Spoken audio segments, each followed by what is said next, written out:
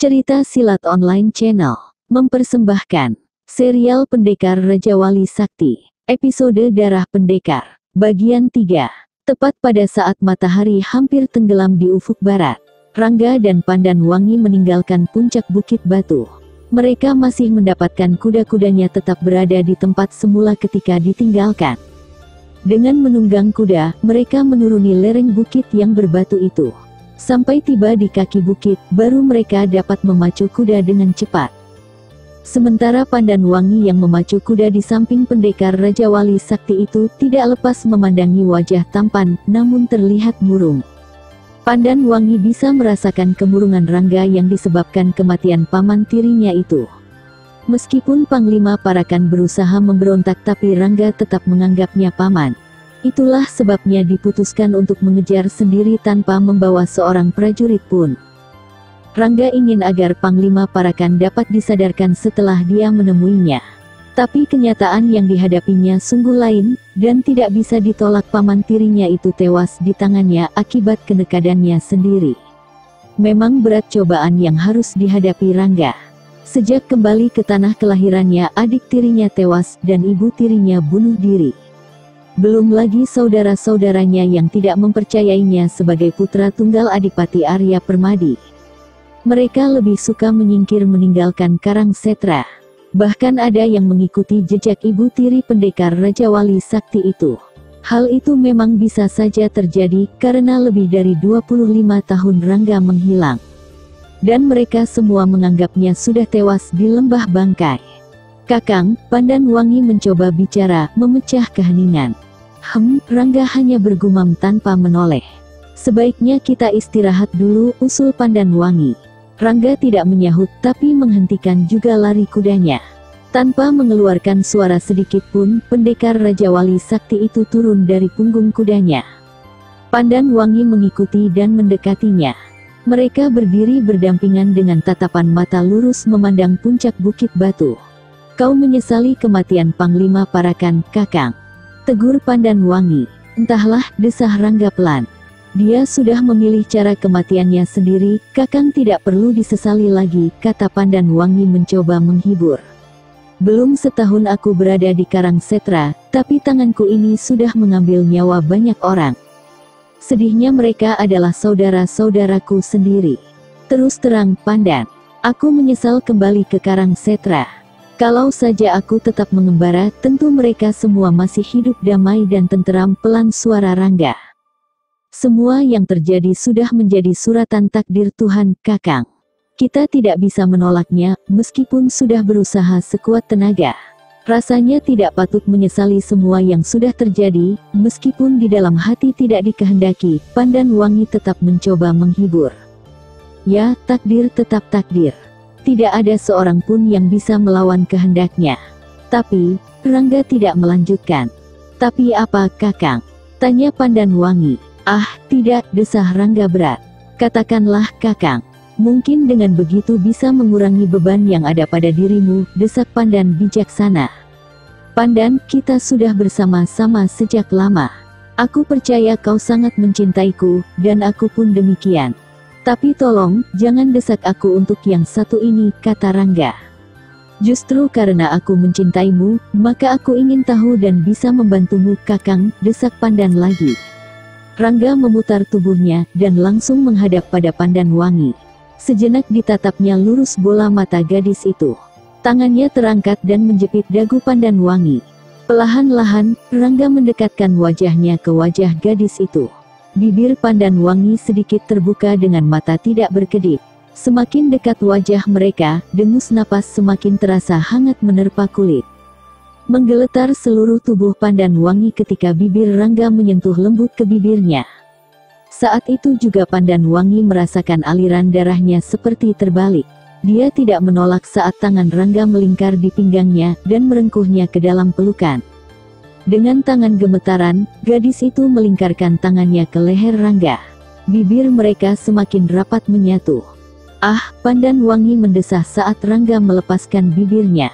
Entah perasaan apa yang menyeruak ke dalam dirinya. Gadis itu langsung merebahkan kepalanya di dada yang bidang terbuka.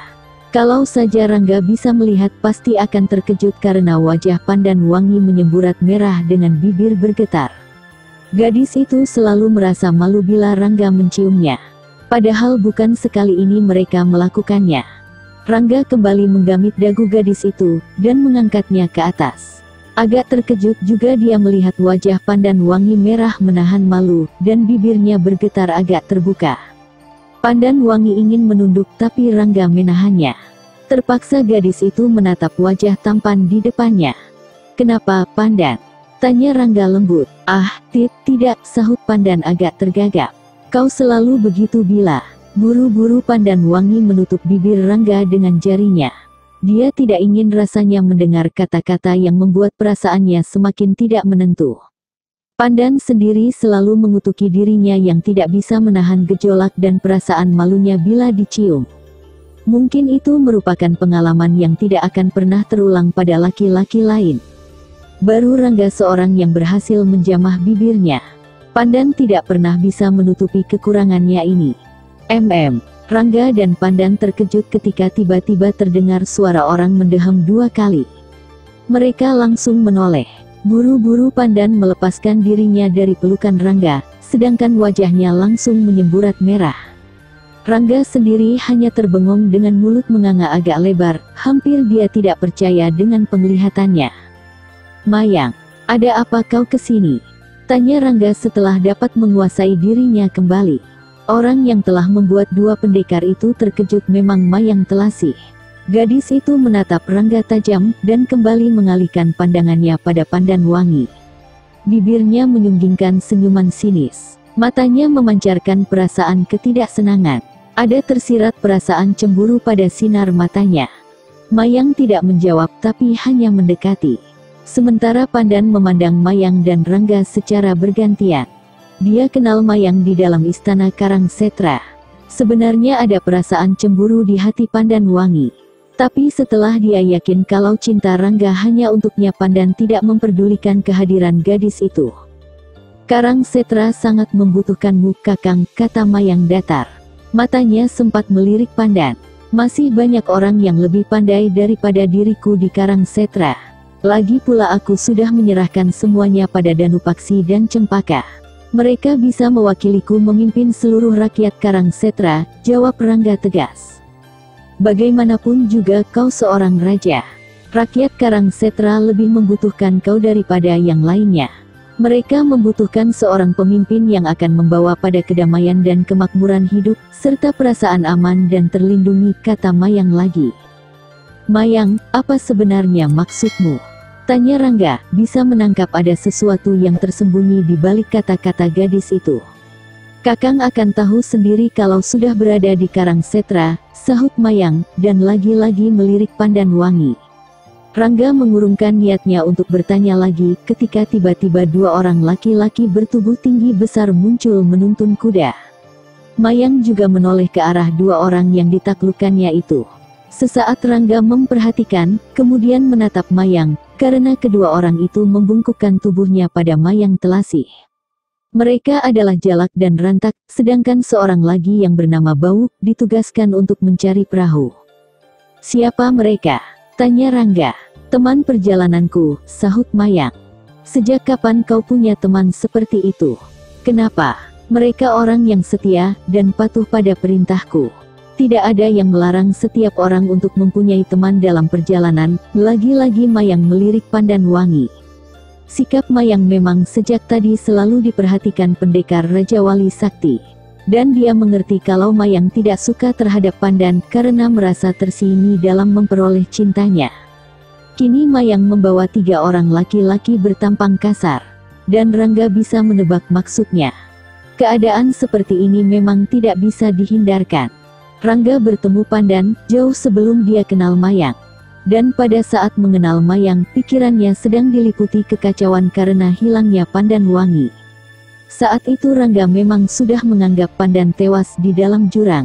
Namun hati kecilnya tetap tidak percaya karena mayat Pandan tidak ditemukan di dasar jurang itu. Kehadiran Mayang memang sempat membuat hatinya terhibur. Meskipun Rangga tidak pernah bisa melupakan Pandan Wangi. Memang sulit untuk menyatukan dua gadis yang sama-sama mencintainya. Dan Rangga sendiri tidak ingin menyakiti salah satu di antara mereka. Dia berusaha untuk berlaku adil, walaupun diakuinya cintanya lebih besar terhadap Pandanwangi daripada Mayang Telasih. Mayang, kau telah meninggalkan istana Karangsetra, dan aku yakin itu karena sengaja hanya untuk mencariku, kata Rangga mengalihkan persoalan pada pokok sebenarnya. Dia tidak ingin berlarut-larut dan memperuncing suasana kaku ini. Ada apa sebenarnya, Mayang? Aku tidak bisa mengatakannya sekarang. Sebaiknya Kakang segera saja kembali ke Karangsetra, sahut Mayang. Begitu pentingkah, sehingga aku harus segera kembali? Rangga ingin meyakinkan. Ya, sahut Mayang. Rangga menatap Pandanwangi. Gadis yang selalu mengenakan baju berwarna biru itu mengangkat bahunya. Sebentar pendekar Raja Wali Sakti itu menarik napas panjang, kemudian melangkah menghampiri kudanya. Sementara Rangga menghampiri kudanya, Mayang mendekati Pandanwangi. Ayam hutan tidak bisa bersanding dengan merak dalam taman, bukan? Sindir Mayang halus. Pandan menggigit bibirnya. Bisa dimengerti maksud sindiran itu. Dia sadar kalau dirinya tidak berarti apa-apa bila dibandingkan dengan Mayang. Apalagi terhadap Rangga. Belum sempat Pandan mengucapkan sesuatu, Mayang sudah berbalik dan melangkah meninggalkannya. Pada saat itu Rangga sudah berada di atas punggung kudanya, dan Mayang Telasih juga telah melompat ringan naik ke punggung kudanya yang dipegangi Jalak. Ayo, Pandan, seru Rangga. Sebentar Pandanwangi menatap Mayang yang tersenyum sinis padanya, kemudian memandang pada Rangga. Kata-kata Mayang tadi membuat hatinya perih dan sadar akan dirinya yang sebenarnya. Dia memang tidak mungkin dapat memiliki Rangga. Seorang pendekar dikdaya tanpa tanding dan seorang raja besar dengan daerah kekuasaan yang semakin bertambah lebar. Sedangkan dia sendiri, hanya seorang anak biasa yang hidup mengembara dari satu tempat ke tempat lain. Dan Mayang Telasih adalah seorang putri pembesar Kadipaten Karangsetra, yang kini menjadi sebuah kerajaan besar. Mayang diasuh dan dididik oleh bibinya Rangga sendiri, setelah kedua orang tuanya tewas terbunuh pada saat terjadi kerusuhan di Kadipaten Karangsetra dulu. Mayang memang gadis berdarah biru, dan tidak ada masalah jika bersanding dengan Rangga. Sedangkan Pandan sendiri, hati Pandan semakin perih bila menyadari hal itu. Pandan, tegur Rangga. Pandanwangi tersentak dari lamunannya, sehingga tidak menyadari kalau Rangga sudah di dekatnya. Pendekar Raja Wali Sakti itu tetap duduk di punggung kuda Dewa Bayu. Tangan kirinya memegang tali kekang kuda Pandanwangi. Dengan perasaan ragu-ragu, Pandanwangi menerima tali kekang kudanya dan melompat naik. Sementara Mayang dan kedua orang anak buahnya sudah berada di atas punggung kudanya. Belum lagi mereka berangkat meninggalkan kaki bukit itu, seorang laki-laki datang menunggang kuda dengan cepat. Dia menghentikan kudanya tepat di depan Mayang, lalu membungkuk di depan gadis itu, memberi hormat. Saat itu, kening Rangga berkerut memperhatikan tingkah orang itu. Bagaimana? Tanya Mayang. Sudah siap, Den Ayu. Aku mendapatkan sebuah perahu yang sangat besar dengan 10 orang awaknya, sahut orang itu yang ternyata adalah Bawuk. Bagus, sambut Mayang tersenyum. Mayang. Suara Rangga agak ditahan.